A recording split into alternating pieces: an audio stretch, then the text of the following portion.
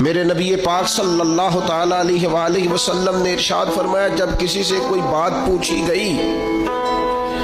اور وہ بات جانتا تھا، اسے علم تھا، وہ گواہی اس کے پاس موجود تھی، وہ شہادت اس کے پاس تھی،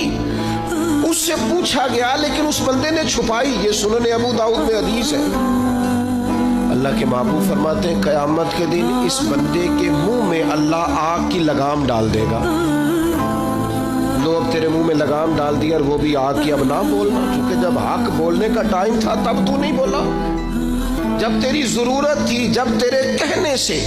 مظلوم بچ سکتے تھے، جب تیرے بات کرنے سے ظالم پکڑے جا سکتے تھے، جب تیرے دو جملے کہنے سے کسی شخص کی زندگی بھر کی جمع پونجی بچ سکتی تھی، تو بولا نہیں، وہ آج میدان محشر میں آیا تو میرے محبوب کہتے ہیں، حضور فرماتے ہیں رب اس کے منہ میں آگ